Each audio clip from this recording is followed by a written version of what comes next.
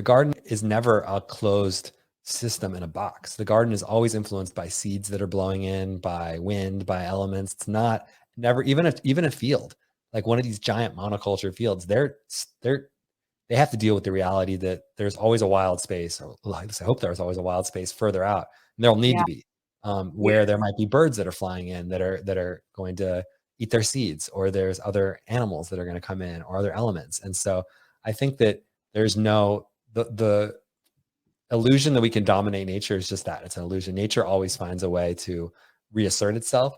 And if we aren't working with nature and working against it, it can be very painful when nature reasserts itself. And it can look like in human beings, total burnout. It can look like when our systems, when we're extracting from ourselves. This is why monoculture is happening. We want to grow as much food as possible to feed our big population, or make as much money as possible. Really is what it is, with spending the least. And when we do that with humans, we end up with really burnt out and sick humans. And we do the same Yes. thing happens in our soil.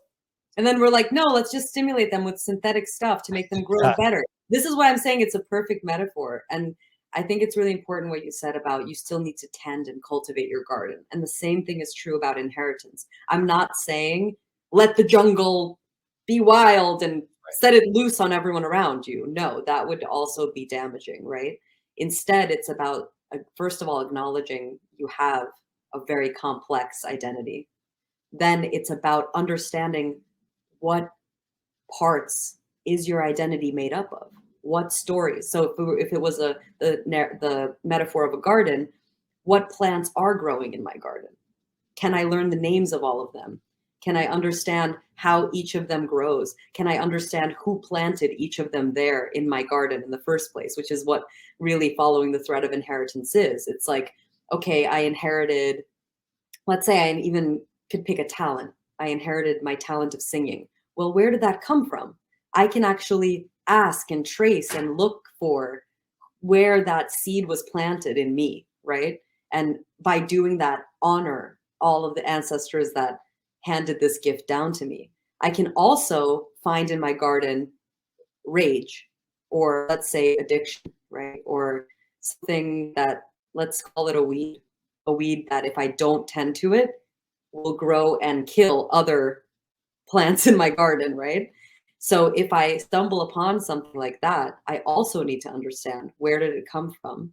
And then I need to make a decision of whether or not I want to let it keep living in my garden. And I think this is the challenging part of grappling with our identity and inheritance, is that our responsibility, it's not our fault, right? We all inherit a garden. We inherit it. We don't have choice over it. It's not like when we're born, we're like, let me choose all of the things that I want to inherit from my ancestors. Like, unfortunately, we're not there yet. We don't have computers to decide on our genetics just yet. So we're inheriting this garden from somewhere else, from our parents and our grandparents and great grandparents and so on and so forth. So it's not our fault that that garden is in whatever state it is when we inherit it, but it's our responsibility if we want it to be resilient, if we want it to thrive, if we want ourselves to be fully expressed and live our purpose. We need to look at what's in our garden and pull the weeds out and say, okay, I don't want to pass this on. You know, I need to understand the root of this addiction and I need to transform it in myself. And that is what we're trying to create, is a chrysalis, a container in which you can come to us and you can work on this in community. So you don't have to do it by yourself, you know, because I also think, like you say, cross-pollination is important. You know, I never know what lesson I'm going to learn from talking to someone else about my inherited addictions. I'm going to learn so much more by having that conversation than if I'm doing that work ashamed and alone, you know, in private.